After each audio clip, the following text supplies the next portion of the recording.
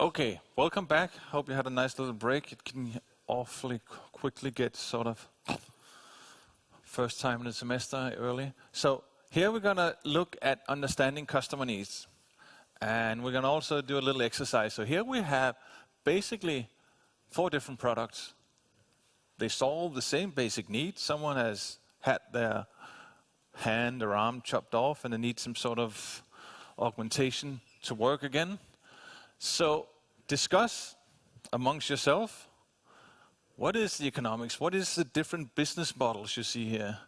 This is one type, this is completely different, and this is different as well. How would we expect management to function? If you were to build a company that would deliver this or that or this, how would you set it up? Would you have an innovation department? Would you have technology, materials design? How would you set this up? And that also ties into what sort of organization would you like. So discuss in groups, and afterwards we're going to have a few comments from you, because what we like in this course is also to have some interaction with you. Otherwise, every one of us is just going to fall asleep. For that, we have the throw mic. But right now, take a few minutes and discuss in pairs these questions with relation to these 4 pictures of different products. Get going.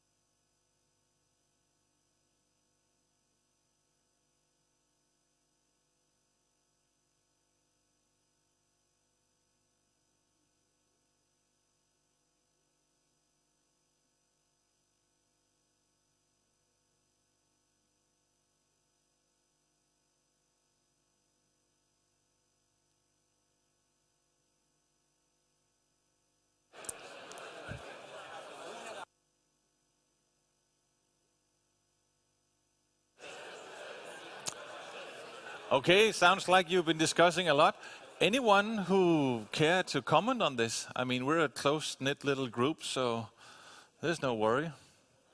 We have this nice little thing. It's a throw mic. So anyone want to comment? What are the business models of these? Which are the needs that these different things work? Are the same customer groups? Anyone? Please. Perfect. I'm going to throw this to you and try not to hit anyone else. It was basically the first 2 look very medieval. Yeah. So in today's market, I don't think they would sell at all. So the customer markets is basically 700 years old or something. Yeah. which also means that they're very, very basic, and so would probably the business model and the organization have been, with just a smith and a doctor working for a customer. So would you say that both of them are sort of same organizational forms, or do they tie into different markets? Let's just assume we're 500 years ago or 600. No, the uppermost one with just a hook is clearly for somebody who has less money, because the other one is way more complex and would require more work, and also a more skilled maker of some sort, where the other one I could see like village smith making for somebody almost without money. So we have two completely different organizations. The top one, well, it's the same thing I would build for a horse, so the local blacksmith can do it. But the other one seems like, well, perhaps let's put some sort of thought into this. So we need a specialist, as you say. Yeah. Anyone else? Comments, please? This is where it gets interesting. Oh, come on. You've been thinking, you've been talking a lot. You can throw that. Thank you. What about you guys? You were talking a lot. I'm going to throw it in your, not face, but... Oh, yeah, sorry. Coffee and throw mics doesn't work. Sorry about that. We pretty much covered the same two. We didn't get to... Yeah, we didn't get to the last two, actually. So I don't know if we got any more to add for this one. Same. The Game of Thrones and... Yeah. Anyone looked at the last two ones? Yeah, here, come. Perfect. Yeah. So I think the one to the right, it's more appropriate for children, but the second one is more innovative product. It's more like the target market would be older generation, between 20, 30 or 40. Someone who has a lot of money? Yeah, probably. It's probably a cost, but the second one is more, I think it's attractive to younger kids. Or, yeah, is that because of the coloring, or it's the design that you react to when you say it's for kids? I think it's design, and I don't know if it's sort of complex, rudimentary, primitive implementation? Yeah, kind of. Yeah? There's a need for an arm, and there's an arm. But the second one is more complex, it's more innovative. And, so, price-wise, different price ranges or different organizations? Yeah, I would guess so, yeah. Could you... So, I don't know. So I think that one to the right should be like less valuable and easier. Probably pretty, this seems to be a pretty cheap one. And this one? Pretty pricey, I would say. What's special about the one to the left, can I borrow that? Thank you so much.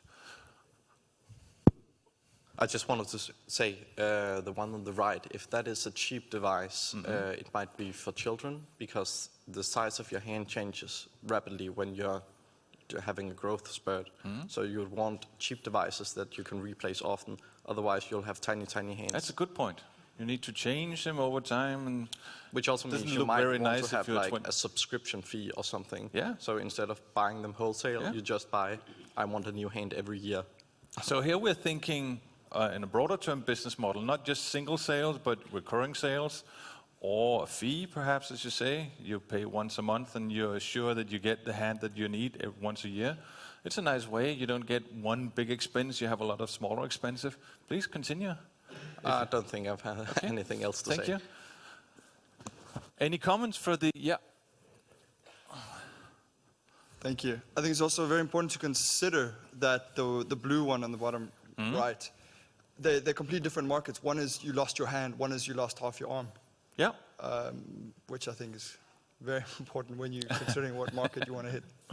But we could probably extend the blue one to cover more. Sure, but right now we're talking about those two products, and they are two different markets. So that's another good distinction, yes? Is that a comment, or is it just a flinch? Yeah. Do you want it back? Other comments? Do you see? Yep. For the first two products with the hook one and with the really shaped, good shaped one, I think there are different customer needs for the both of them. Since for the first one, it's for the handless people, so hook is more beneficial or functional for that one. But for the second, good, there should be in hand to use the finger things. So there are two different customer needs as far as I see from there. Yeah. So I think we cannot classify them in the same products. So the functions of them are different. And for the last two types, the one with the right one, like the comments were about, it's for the children's. Yeah. But there are some lines. Maybe these functions are for the neurons or other kind of things. It's basically artificial tendons, so it'll make you grab when you twist the hand. So I think this one can be improved as well. Like the size changes might be applicable on them either. So you're saying something about customization that might be relevant? Yeah. Perfect. Okay, Thank you. And we go. Careful with the coffee and. Usually someone always gets this in their head. It's quite fun. It was a throw-off comment with the old-fashioned glove.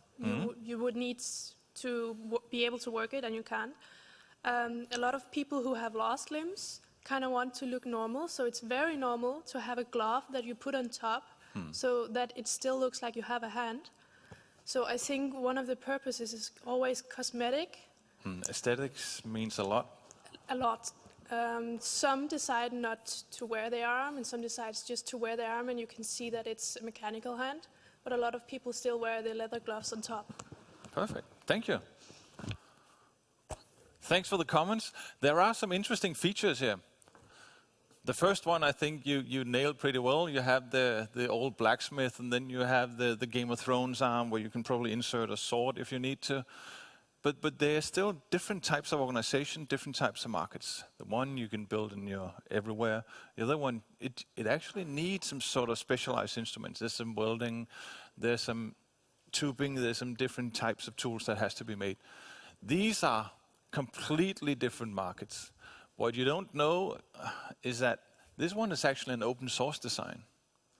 You can go on the net and you can find the design, and if you have a 3D printer, you can print that hand. Because it's open source, you can also download the drawings and you can modify it. So here you have something that you can adapt to your personal needs. So it fits into a market where if you don't have money to buy this bionic super arm, then perhaps you can go somewhere and have it 3D printed.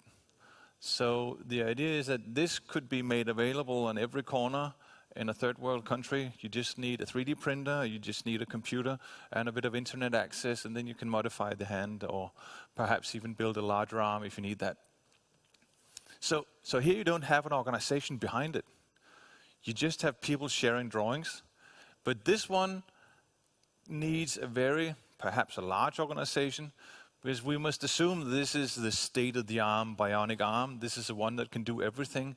It probably has some sort of neural interface, whatever.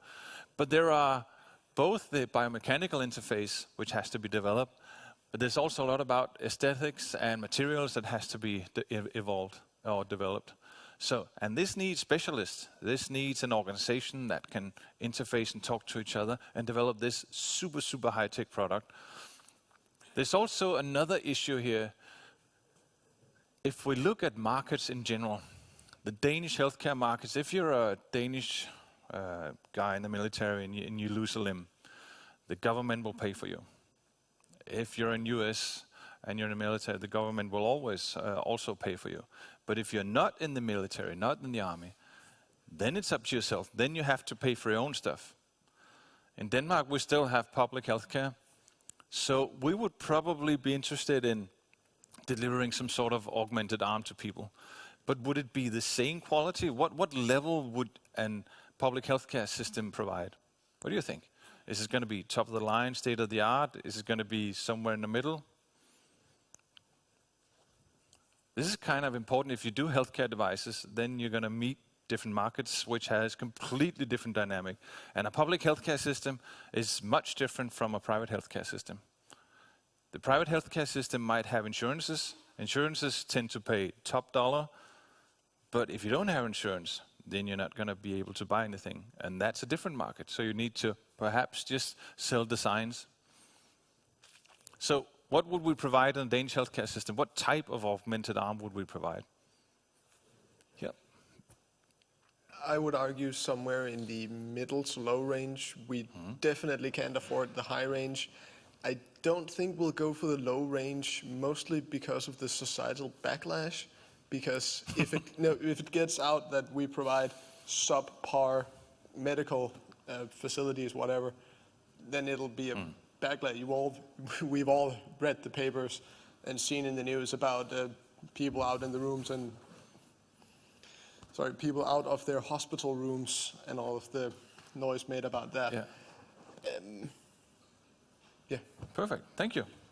You bring in some interesting issues because in a system like a healthcare system, there are a political pressure. That can be from your customers, which form groups, specialized interest groups, and they will pressure the buyers.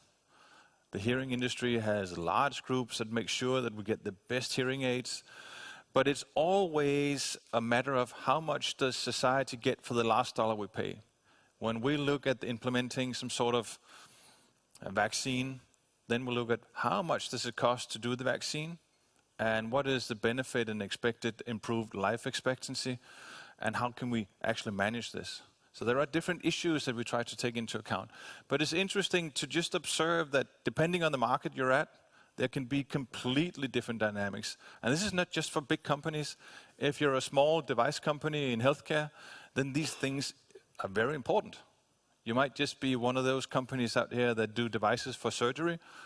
And if we can improve patient life expectancy just a bit, or improve the time that you return to work just a bit, then from a societal perspective, you can charge a pretty high price and make a lot of money on this. So these things matter a lot.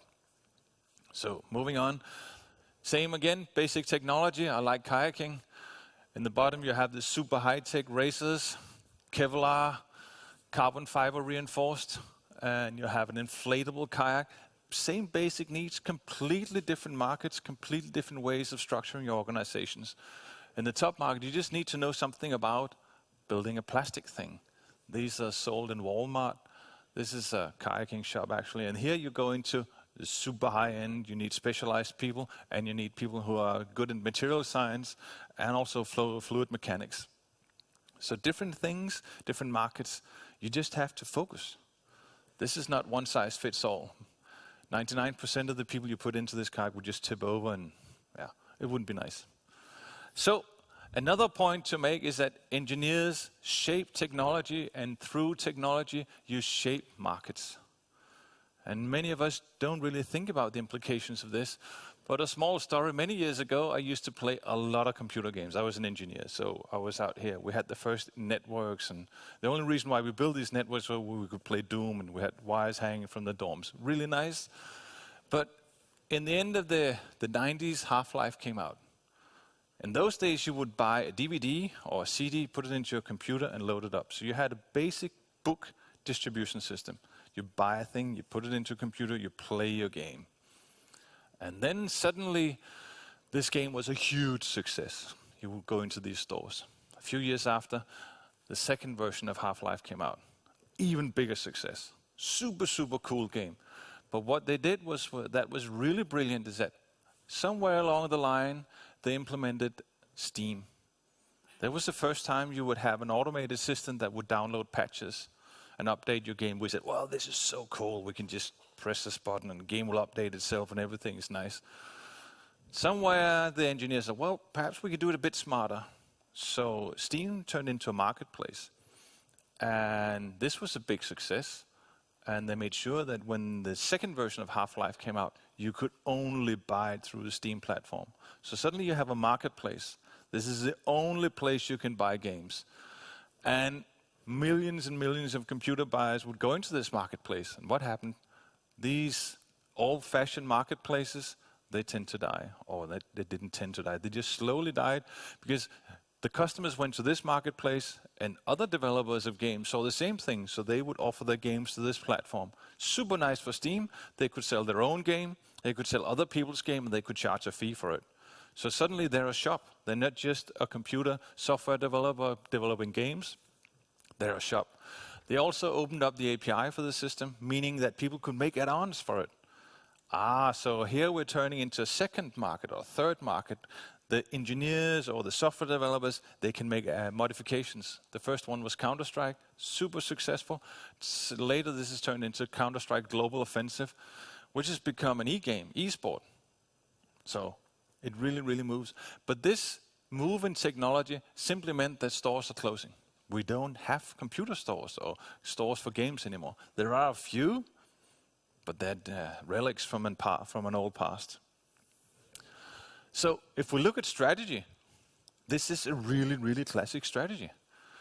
We differentiate and cut out the middleman. Simply move the one in the middle and just get the dollars for that. So this is a super nice business model. All those that cost money between me and the customer, I just cut them out. Dell did the same thing, cut out the middleman, sell directly to the customer. So develop a simple technology that allows direct delivery. Works super good. So the business model here is develop excellent games. That's a core business, a core value proposition that Valve made.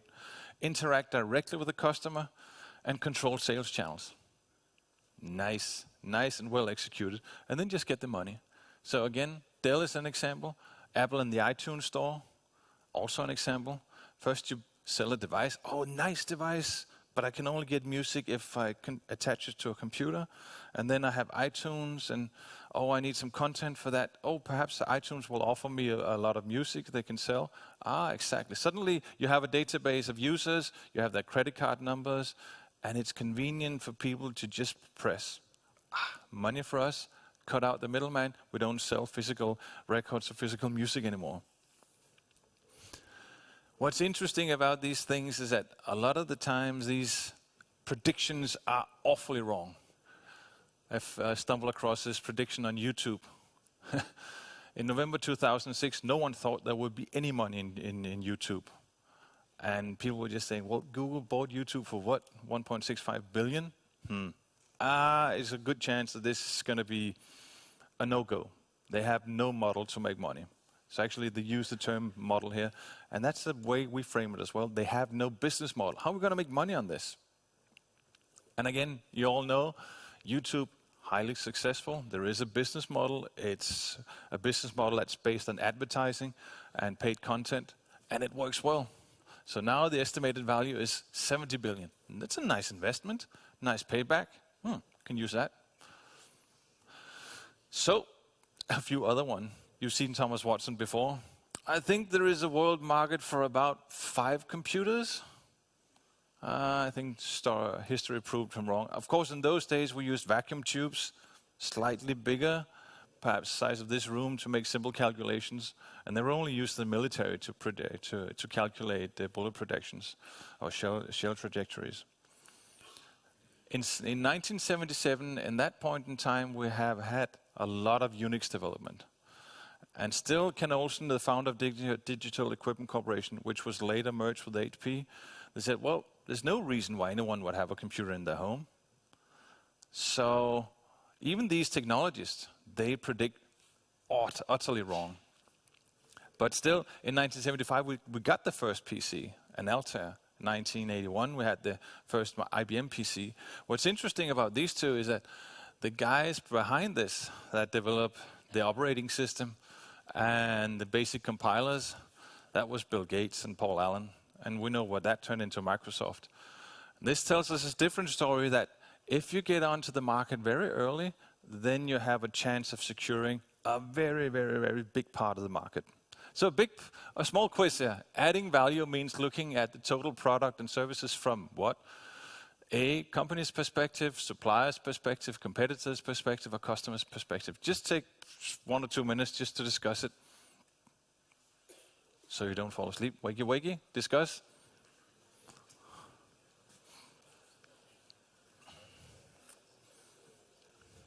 And I will pick someone random to answer the question.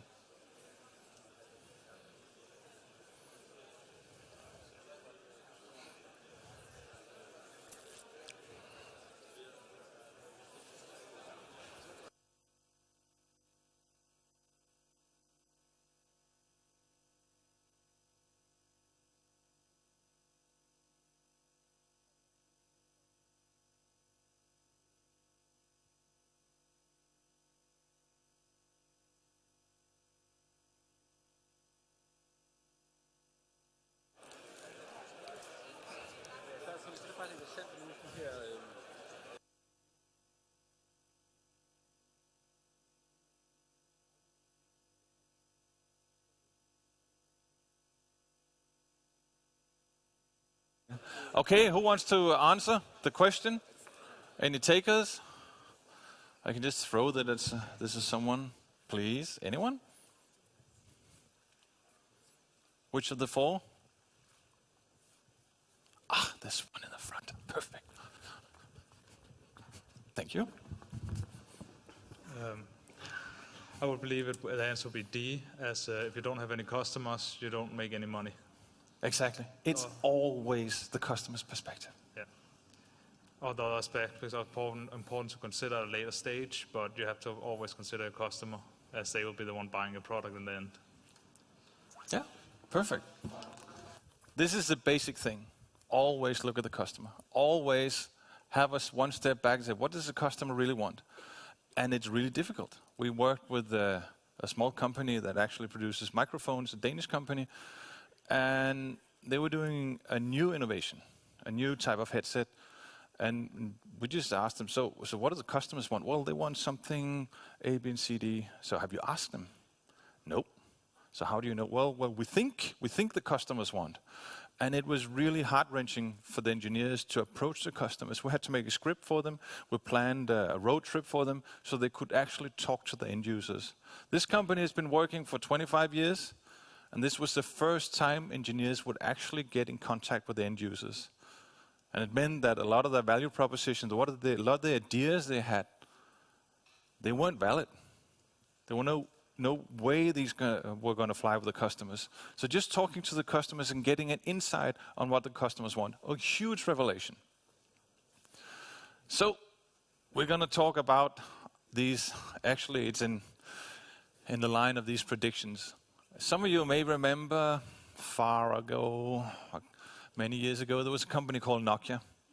They were the #1 supplier of mobile phones and had been so for many years. And suddenly, phones came by that were completely different. They didn't have the same interface. They could still talk to other people, still worked. And in a matter of a few years, Nokia lost most of the market. So what happened to Nokia? So please discuss 2 and 2 or 3 and 3, how many? What happened to Nokia? And let's try to find out what happened. Because it's a really, really, really interesting story.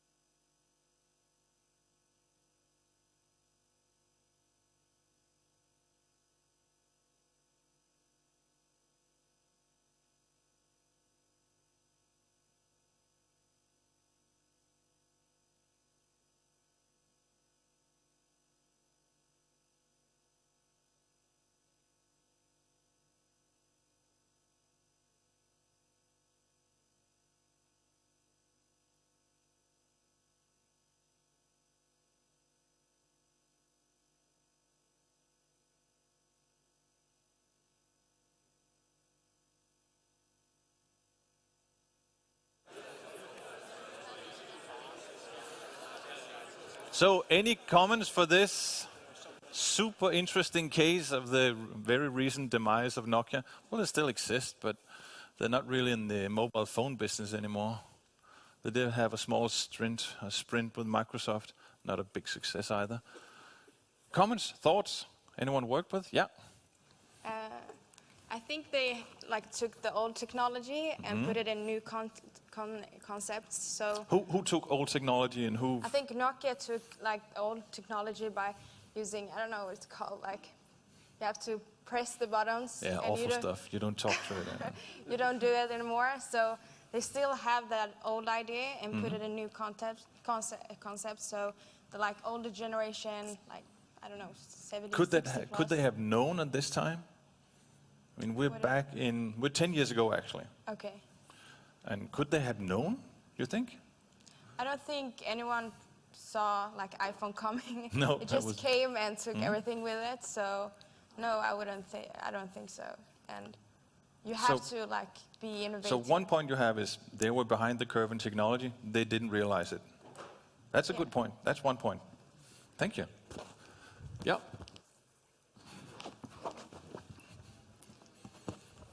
I think that is where we thought there was an example of Nokia not adapting to a new technology, as they wanted.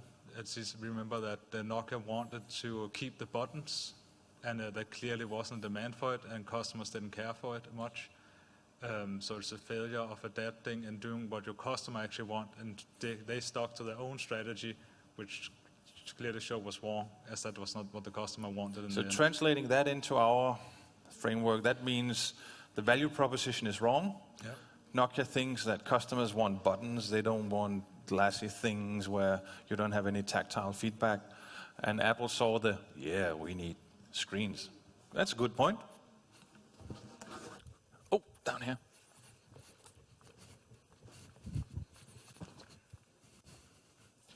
I think Apple and Samsung, what they did was they worked a lot on the software part and made the user interface really nice and simple to use. Yeah. What Nokia couldn't do with Symbian was that they could not make an ecosystem out of the apps. Now that we have an App Store and Google Play, so what Apple and Samsung Android actually did was to give people the power to actually build apps on their own phones. But with Nokia, that was not there. So I think the software part they really lacked. But if you look at Nokia N90 as a phone, the hardware is really good. But I think that's where they stayed in. They just stayed in their comfort zone of the hardware and did not work too much on the software side. Those are really good points. Do you have something to add on this? Just to say that maybe Nokia didn't take seriously the fact that we can go on internet via a smartphone or via a phone, which is the main property of our smartphone. They considered it was impossible, which might be not that incredible, because 10 years ago it's maybe impossible to get to yeah, we did have some internet, but yeah, exactly. Okay, it did. Perfect. So now we have different types of explanations. 1, 2 of 3 has something about how does the end user experience adapt to Nokia. And then you had one about the software platform between iOS or Android and the Symbian, which is a completely different explanation. Because one is about how do you interface with the end customer, one is about making a market platform. And going back to the history about Steam, suddenly by doing one interface, by doing one operating system, either Symbian or iOS or Android, then you allow developers to enter a market. So you create a platform, you create a market where you can deliver content. And the magic part about either iOS or Android is that you just have to follow one standard. There might be different types of devices, but if you just write the program in one way, not 10 different ways, one way, you can deliver an almost consistent user experience. Nokia, on the other hand, they had the Symbian operating system, but actually they had many variants of the Symbian operating system. So if you were to deliver on a Series 90 or a different type of phone, you would have to spend a lot of time as a developer to code for different platforms. Even though it's Symbian, they're very different, and it takes almost a re-implementation to reach a different type of phone. So instead of considering the market as just a market for iPhones or just a market for Android phones, then if you would deliver applications for Nokia, then you would have to say, well, is this a business phone? And if it's a business phone, it's that type of market, then I have to code for this particular phone, and this is a different type of phone, and then I have to recode it for another type of phone. So considering that if you're a developer, where would you place your money?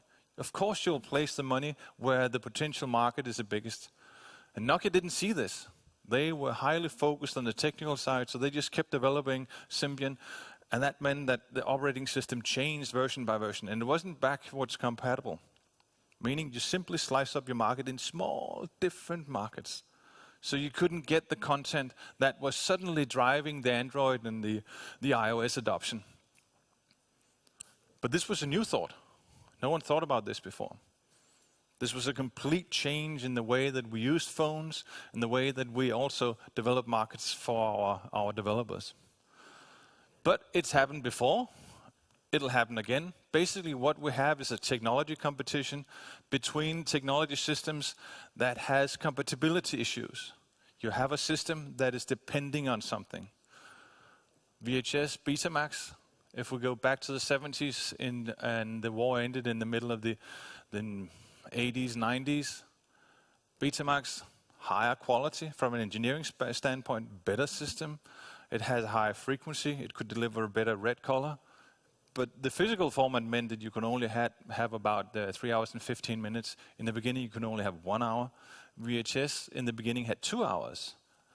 Not as good technology from an engineering standpoint, but this one could deliver a full Super Bowl final, 2 hours. That's nice. So suddenly you enter a customer group where you can time shift a Super Bowl final.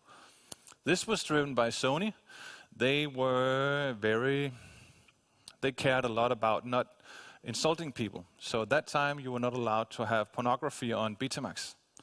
And of course that drove adoption for VHS because there are always a lot of sleazy people out there and they will go to the technology that delivers their experience.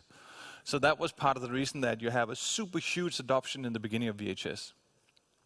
The same between HD, DVD and Blu-ray, two competing standards. They're not compatible. So one of them have to die. Interestingly, these standard systems, they have a social network behind them. Imagine you had a phone and you can only talk to people that had the exact same type of phone. Then you would be part of a network, a social system. And every time some of your friends bought a phone, they would ask, so what kind of phone do you have? Oh, you have that one. I'll buy the same one. So you have a network. The same happened for VHS, Betamax, Blu-ray, and HD, DVD. If your neighbor had the same system, you would buy it, because then you could switch media. You could exchange stuff. Compatibility drives social interaction, and that means a lot to people. A recent example, mobile pay. We also had SWIP. Two basic systems to exchange money, but they're social systems as well. Perhaps I don't want to have both systems. I just want to have one. So if my friends have this one, I'll get that one. Now this one has died. But again, there was a technology competition, and as soon as you have a technology competition that's based on a social system, then adoption rides with the social system. And it matters a lot if you're first in line. It's completely, if you model this, it's completely random who's going to win. But it's actually in the beginning, the first ones that line up to adopt the system, those are the ones that determines a winner. Suddenly you have a network that's growing and is growing exponentially fast. So back to the theory, why do we organize? It's not a rhetorical question you should ask. But organizational effectiveness means A, doing the right things, B, focusing on the reduction of costs, C, offering lower prices to win and maintain customers, or D, conducting market research to understand competitors' activities. So just take 1 minute to discuss this or just think about it. Snick, snick, snack, talk.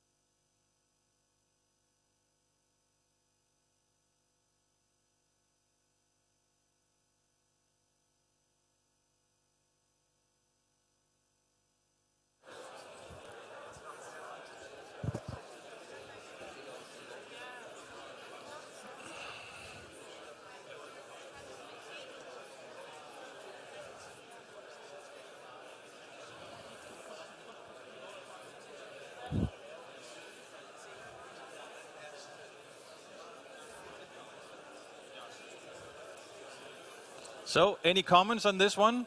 Or just an answer? Ah, there's a brave guy. Thank you. Like, obviously, the focusing on reduction of costs doesn't make sense because, you know, Apple, for example, their products are more expensive and people still buy them. And also conducting market research, I mean, sure, it's good, but I think it's doing the right things. Yeah. And of course I said, yeah, a little bit too fast. So I guess you agree if I ask if you agree now? You agree? Yeah. It's exactly that. It's doing the right things. And that, of course, is a combination, because doing the right things is, with the limited means you have in your organization, using those resources to achieve your goals. So there is a market dimension to this, but as soon as you see that you're achieving your goals, then you are doing, per definition, the right things. And the interesting thing about this is that it ties in with the discussion about efficiency. Effectiveness and efficiency are not the same thing. Efficiency is the simple getting the most for your dollars. It's getting most input for the input, most output for the input that you can provide, be it physical resources or labor cost. So what is management? If we look into this, then an organization is basically just a collection of people who work together, and they have to coordinate their work and deliver some product in the end. So they have to achieve their goals. And to do this, we need some sort of managers. We need someone who tried to make this organization work. And the good thing about management is it's a skill. It can be taught. Most of you will, as I said, become managers. Not all of you are talented or have it as a natural pedigree, but it can be taught. You can learn how to listen to employees. You can learn how they think and function. And this is something we're going to do in this course as well. So managers basically just do 4 things. They plan, they organize, they lead, and they control. That is the basic 4 functions of management. So when you write your report and you talk about management, these 4 functions are the ones that you mention. That's just what you're going to do as managers. And they use their organizational resources, they use the people they have, they use the equipment, whatever there is, the resources in the organization to achieve these goals. And efficient is just doing things right, the least resources. And effective is, as we said, doing the right things to achieve goals. So here we have this, there is a customer, there is a market in the end, and we have to adapt to reach that market and make money. We have this nice effectiveness and efficiency matrix.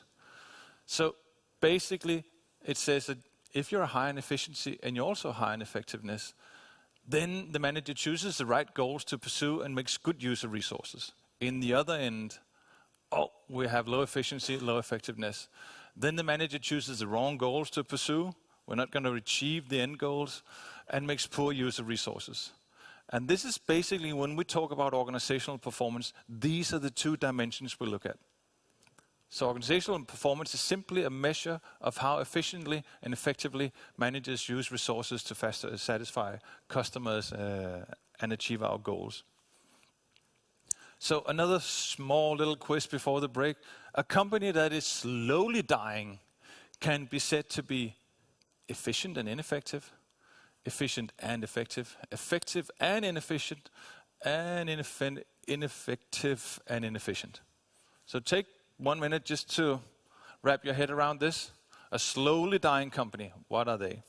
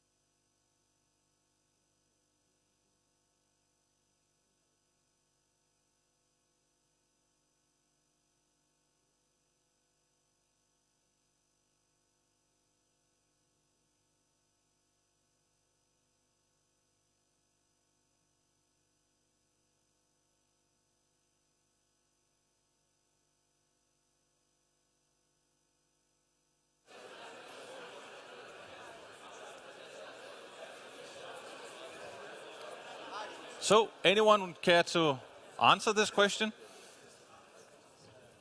Mind your head. Thank you. Er det her? Yeah. If we look at Nokia, then I would say we're in the bottom right corner. Yeah. They did what they did very well, but the market has changed, and so their goals were inappropriate. Yeah. Yeah. So, but were they a slowly dying company? Maybe. They died pretty quickly, I think. Okay, yeah. Yeah. Okay. But your point is right about how they managed and choose the wrong goals. Of course, the market changed very quickly. So, thank you. Other? Oops. Anyone else? Yeah. I like to argue that slowly dying means they have, right goals, but they are not very efficient. So they're very effective, but still they're losing their spots and don't make, good money. So compared to Nokia, I said Nokia just died, not slowly died. Thank you. Yeah, it's correct. Of course, there's some underlying assumption, but if you are slowly dying, it means that you're basically making the right choices, but you have really poor use of resources, so you're just bleeding cash, and you're not able to change those good decisions into something there where you can really make money. And with that, we're going to take a break until 11 o'clock.